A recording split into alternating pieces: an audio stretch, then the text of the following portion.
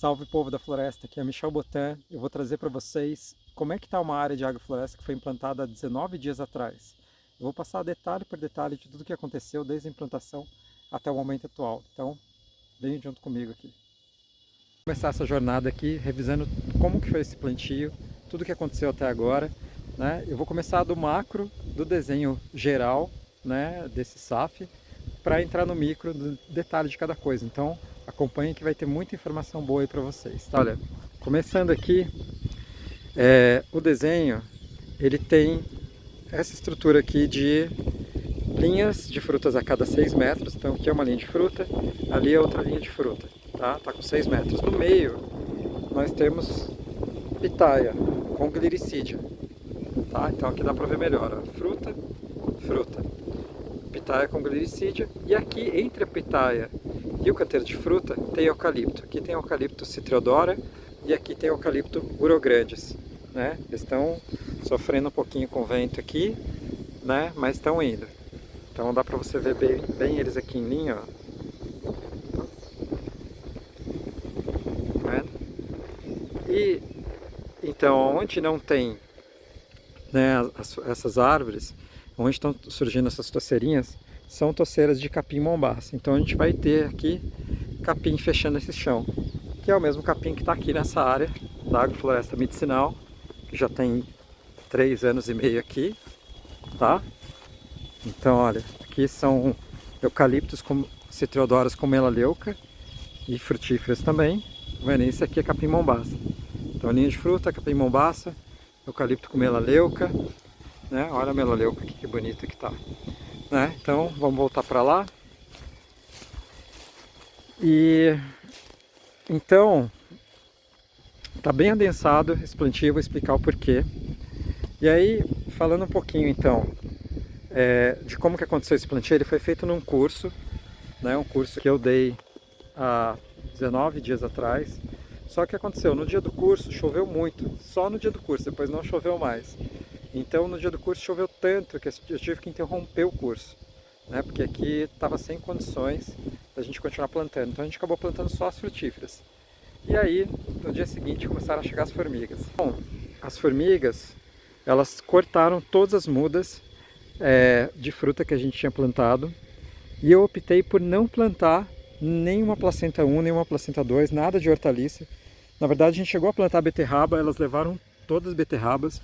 Então, o que está aqui agora, na verdade, não tem 19 dias, tá? Então, foi plantado depois, tem aí, né, uma semana no máximo, tá? Então, então agora está tudo plantado, né? Placenta 1, placenta 2, que a gente vai falar sobre tudo aqui, sobre os arbustos também. Mas a formiga então precisou ser controlada, tá? E aí depois do controle da formiga eu entrei com tudo.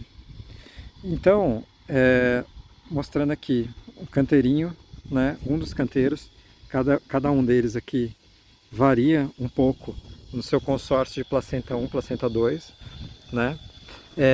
Primeiro, né, em relação às frutas, o foco aqui então, como eu estou numa área de transição de cerrado para a Mata Atlântica, aqui é bem seco, como vocês podem ver, está ventando muito, né? E aqui as plantas sofrem. Uma bananeira aqui no topo do morro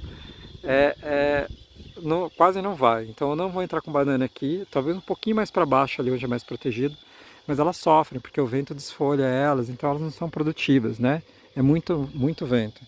Então aqui é mais propício para as espécies de seco, né? Então por isso eu entrei com figo, acerola e castanha de baru lá na ponta. E as linhas de baixo é a mesma coisa, só que está espelhado ao contrário. Então, então o baru está aqui nessa linha e lá ele está na outra ponta. Isso porque o baru ele tem uma árvore de porte grande. Se eu colocasse um baru do lado do outro, as copas se tocariam. Então eu tenho árvores menores aqui que permitem esse baru crescer e árvores menores aqui que permitem esse baru crescer, né? Então isso faz parte do planejamento do sistema agroflorestal, considerando o espaçamento de cada espécie no tempo, né? E aí, então eu tenho como placenta 1 aqui, nesse canteiro, porque está variando de canteiro para canteiro, eu tenho rabanete, tá? Que é o que vai sair em torno de 30 dias. Depois eu tenho beterraba em torno de 45 dias. coloquei uma ou outra alface só, gente, porque a alface, a verdade é que ela ocupa muito espaço, tá? E não é uma coisa que eu como muito. Eu não estou comercializando isso aqui, é mais para abastecer o sítio mesmo. Então eu não preciso de muita alface aqui. Então assim, alface é uma coisa que eu assim gera uma perda muito grande, né? Se você não comercializa, não dá conta de consumir. Agora beterraba, rabanete, você faz conserva, alho poró, como está aqui, ele dura bastante no canteiro, né? Então alface realmente é uma coisa assim que eu não sou muito fã de plantar, não. Então nesse consórcio eu tenho rabanete saindo, placenta 1 com 30 dias, beterraba com 45, 50 dias, alface a mesma coisa. Aí depois fica, então, o tomate com 90 dias, a berinjela aí que pode durar os seus 180 dias fácil. Eu tenho alho poró também que chega aí a mais de 100 dias, é uma coisa que você não precisa remover, colher rápido, né? Coloquei aqui salsinha nessa lateral inteira do canteiro, por quê? Porque aqui como o sol da tarde ele está lá, o pôr do sol está lá, ele vai funcionar como uma barreirinha para sombrear o canteiro aqui. E aí eu posso ficar colhendo essa salsinha por um tempo, desidratar inclusive, né? Então, o que seria talvez uma placenta 3 aqui, produtiva, é a cúrcuma, que eu botei desse lado do canteiro aqui. Então esse canteiro ele está com essa parte aqui um pouco mais alta do que essa. Então aqui tem mais profundidade, é bom para plantar raízes que precisam de profundidade, como a cúrcuma, como a cenoura que eu plantei em outros canteiros lá, né? Então olha, aqui eu já tenho 1 ano de colheita nesse canteiro. Então além deles tem a mandioca que está brotando aqui, tá vendo? Ela está, né, a cada 1 metro aqui e depois aqui, então para lá ela está nesse sentido e aqui ela está nesse sentido oposto. Tá vendo que ela está brotando agora? Né? Então essa mandioca também, ela não tem foco em colheita, tá? Mas ela tem um foco em descompactação, em sombreamento, em produção de biomassa. E aí também tem brócolis aqui também, acabei esquecendo de falar, 90 dias. Então olha quanta coisa tem em pouco mais de 10 metros de canteiro, né? A gente está falando de rabanete 1, alho poró 2, beterraba 3, berinjela 4, salsinha 5, alface 6, tomate 7, brócolis 8, cúrcuma 9, né? Então só das espécies que a gente vai colher rápido e vai poder se alimentar delas, né? E além dessas espécies da placenta 1, então, já está vindo aqui, ó, o feijão guandu, tá? Já está vindo a mamona aqui. Então a mamona aqui foi plantada a cada 50 centímetros. Eu refiz um plantio, então elas vão sair a cada 50 centímetros nessa lateral de baixo aqui. E os guandus estão aqui, né, junto com tefrosas também, que ou falhou aqui ou vai sair ainda, tá? Então, além disso, também tem aqui nesse canteiro o sisal, a piteira, a cada 1 metro. Ó, tem um aqui, tem outro aqui. Então é uma planta rústica, ele vai criar com o tempo essa barreira, né, para o sol da tarde, vou poder podar. Então percebe que assim, a muda está aqui, eu estou jogando meio que uma barreira para o lado de lá, de baixo, para proteger as plantas, o pé das plantas do sol da tarde, da desidratação. Então tem muita coisa plantada aqui com essa intenção de proteger, né? E acabei esquecendo de falar do feijão de porco que está aqui nas duas bordas, olha, ao longo das duas bordas inteiras, já tem o feijão de porco bem desenvolvido.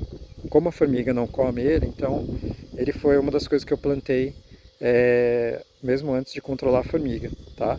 E aí ele já está fortão aí, né? E ele é uma adubação verde, ele vai servir de uma primeira poda, né? E também vai servir para a criação de microclima aqui. Tem uma particularidade que vocês vão ver aqui nesses canteiros, que talvez vocês nunca tenham visto, que é esse formato de meia-lua que eu coloquei no entorno das mudas. Por que que eu fiz isso? Tá?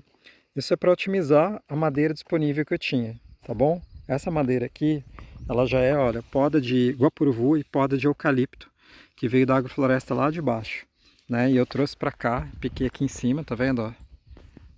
Ó, as toras estão podadas aqui. Só que não é o suficiente para toda a área que eu vou plantar, que é em torno de 1000 metros quadrados. Então, quando a gente não tem um material assim abundante, em excesso, a gente concentra. E eu concentrei aqui no pé das mudas, né? Essa aqui é uma acerola que a formiga atacou, tá voltando aí. E outra coisa que vale a pena notar, assim, olha só, esse canteiro, ele tá com a parte de cá dele aberta, tá? Aberta. Eu fiz essa meia lua para quê? Para que a água que venha aqui correndo na borda do canteiro, que normalmente ia correr e ir para um dos lados embora, para que ela entre aqui, aonde está a muda, para que ela venha e seja canalizada para cá. Aqui, como eu estou num topo de morro muito seco, a água vai embora muito rápido. Choveu, a água já foi embora. Então eu tenho que segurar o máximo de água aqui. Então eu estou usando os canteiros feitos em linha-chave, né, que é uma coisa que vocês podem pesquisar aí, é uma técnica, né, que um pouco da água vai para lá e um pouco da água vai para cá. Ela meio que está dividida nos canteiros. E aí, quando ela vem percorrendo, ela entra aqui. E aí eu fiz berços bem grandes, em torno de 50 centímetros por profundidade por 30 de largura. Né? Assim, a solo aqui está muito compactado. Né? Depois da chuva, alguns berços que ficaram abertos aí, a água não infiltrou depois de 4 dias. E a gente teve muita dificuldade de cavar abaixo de 20 centímetros aqui. Realmente a terra está muito compactada. Né? Então, o que eu fiz? Né? Eu fiz esses berços grandes e eu estou usando muito biochar também, que é um carvão, né? Que tem um vídeo meu que eu explico como fazer o biochar, explico as suas propriedades, mas realmente é uma das melhores tecnologias para a gente fazer terra preta, para a gente, né, criar fertilidade. E cada uma das mudas aqui recebeu em torno de 5 a 10 litros de biochar no seu fundo. Então ele serve como uma grande esponja. Eu estou direcionando a água aqui e a água cai nessa esponja lá no fundo da terra e fica por mais tempo disponibilizando água para a muda, né? Então eu acredito que isso vai fazer uma diferença assim muito, muito grande na regeneração dessa área aqui, né? Porque é uma área difícil mesmo, né? E por isso, até por ser uma área difícil, eu fiz um plantio de alta densidade aqui, né? Então por isso que tem linha de fruta aqui, 1,5 m já tem eucalipto. Então, o eucalipto aqui, ele está bem próximo já da glericídia, que está a 1,5 m também, mas é realmente para fechar o mais rápido possível essa área, sombrear, fazer o controle dos capins, né, do capim que eu não quero, que é a braquiária, e manter o capim que eu quero, que é o mombaça, que ele tolera mais sombra do que a braquiária, né? Então, vocês vão ver também essa diferença entre colocar o eucalipto aqui, nesse ponto, e tirar ele da linha de fruta. Inicialmente, na agricultura sintrópica, a gente planta eucalipto aqui e muita gente ensina ainda a fazer assim. Mas eu já não faço isso faz um tempo já. Por quê? Olha aqui, ó. Eu vou mostrar para vocês. Essa área aqui da medicinal foi a primeira vez que eu fiz isso, né? Eu ainda não vejo pessoas fazendo isso, sim. Aqui está a linha de fruta e aqui está a linha de melaleuca do meio com eucalipto. Então, para facilitar o manejo futuro, né, da poda e poder ter uma derrubada mais tranquila, o eucalipto eu tirei das linhas de fruta. Fica muito mais livre, o espaço por baixo, o espaço por cima, né? E a gente vai criando essa arquitetura de andares também. Aqui as frutas, aqui os eucaliptos, né? Então eu estou mantendo essa técnica que eu estou usando, que eu estou desenvolvendo, né? De ter os eucaliptos fora da linha de fruta, mas aqui no caso está bem perto, olha. Aqui fruta, eucaliptus citrodora, e aqui glicídia e eucalipto urograndes, né? Qual a diferença dessas duas espécies de eucalipto? Esse aqui tem um crescimento mais lento, uma madeira de qualidade para construção e serve para a produção de óleo essencial para comercialização, né? E esse aqui é o eucalipto que tem muito mais celulose, é um híbrido entre o urofila e o grandes. Então, um de crescimento rápido e o outro de resistência seca. E quem gosta de celulose, que é o que tem, né, nesse eucalipto, que é o que as empresas de eucalipto plantam para comercialização, quem gosta de celulose é fungo. Então ele vai me servir como uma das primeiras fontes de madeira rica em celulose para alimentar a rede fúngica e começar a fortalecer a vida aqui, né? Então, nesse momento agora, é muito importante eu estabelecer os capins, tá vendo? Então aqui é uma toceirinha, né? Vou pegar essa aqui, ó, de capim mombaça. Então o capim mombaça é esse capim que está vindo aqui, ó. Tem que saber diferenciar ele da braquiária para vocês fazerem a carpida, né? Depois, olha aqui, ó, isso aqui é uma braquiária, né? Já isso aqui é mombaça. E eu plantei ele junto com o nabo forrageiro e junto com gergelim. Então tem gergelim vindo aqui, eu vou poder roçar esse nabo forrageiro em algum momento, junto com o capim, e ou deixar aqui, né, ou ralear, e ficar com o gergelim por um tempo para ter uma colheita. Então eu vou carpir aqui o entorno dessas toceirinhas, para atrasar a braquiária e prevalecer o mombaça, né? Então, aqui junto com os eucaliptos, eu plantei uma abobrinha italiana e feijão de porco. A abobrinha italiana, a mudinha já estava fraca aqui, porque já ficou muito tempo esperando para ser plantada, mas tudo bem, é só para a gente colher mesmo, para nós aqui, tá tudo certo. E entre as glericídias, tá vendo? Eu plantei aqui quiabo com abóbora mugango, tomate, quiabo com abóbora mugango. E junto com o tomate tem mamão. Então, entre cada glericídia, ainda vai sair mamão, gente. Olha como vai ficar bonito isso aqui. Voltem para ver isso aqui daqui a 2 meses. Eu vou estar postando mais vídeos aqui, mostrando para vocês a evolução dessa área. E vocês vão ver a transição bonita que vai acontecer aqui, na medida que os capins crescerem, o eucalipto crescer, as glericídias já estão brotando. Tá vendo? Olha que bonito. E, inclusive, isso foi um aprendizado que eu tive nessa área, né? São em torno de 30 estacas de glericídia e deu para observar um padrão de brotação entre elas, tá? Deu para ver nitidamente que as estacas mais finas aqui, em torno de 4 centímetros, elas estão com uma brotação muito mais vigorosa do que as estacas mais grossas. Então, já fica um aprendizado para a próxima área de privilegiar estacas mais finas, né? Então, talvez reduz o risco de perder essas estacas, embora parece que pegou 100% das estacas, e isso é muito bom. Eu nunca vi acontecer isso, as outras vezes que eu plantei eu tive bastante dificuldade, mas eu estou vendo que todas estão brotando aqui, e isso está muito, muito legal. Tá vendo essa que está bem mais grossa? Tá começando a soltar a brotação aqui, ó. Tá vendo? E no pé delas está a pitaia, né? A pitaia que a formiga atacou. Algumas ela deixou aqui só o esqueletinho da pitaia. E eu plantei feijão de porco também, tá vendo? Tá vendo o feijão de porco aqui? Essa pitaia com certeza vai ter que ser replantada, né? E aqui, tá vendo, ó, o uso do carvão, do biochar, né? E você vê que fica tudo muito vigoroso. Tem uma coloração das plantas assim muito bonitas, né? Olha aqui esse canteiro. Eu tenho uma acerola que está rebrotando que a formiga comeu, né? Aqui eu já não tenho mais berinjela de placenta. Eu troquei a berinjela por pimenta cambuci para ter um pouco mais de diversidade. Aqui já tem, né? Aqui já está as tefroses, ó, a tacerinha das tefroses, que é uma fixadora de nitrogênio, uma adubação verde também, né? E é isso, ó, a vida já chegando aqui, ó, que belezinha. A gente vai criando ambiente. Então a vida vai chegando, né? E aqui no caso é repolho, é o que mudou um pouquinho de um plantio para o outro, né? E aqui é um araçá vermelho, tá? Tá bem pequenininha, a muda estava jovem mesmo. Se você plantar isso em campo aberto, possivelmente ela vai morrer, né? Mas você vê que ela já está num ambiente bem mais protegido, né? Embora a formiga tenha cortado a apical dela também, mas ela está voltando, né? Assim como a formiga cortou aqui a apical desse figo e ele está voltando também, né? E olha aqui a mamona saindo aqui, como tá bonito, ó, né? Então, gente, para a gente ir fechando aqui o relato dessa área, vou mostrar para vocês só mais alguns consórcios aqui de placenta, tá? E toda essa área foi adubada com bocache. Eu preparei em torno de 300 kg de bocache, né? Usei em torno de 200 aqui nessa área, tá? Então assim, o bocache ele custa em torno de R$2 o quilo. Então saiu em torno de R$400 a adubação dessa área aqui, para vocês terem essa informação, tá?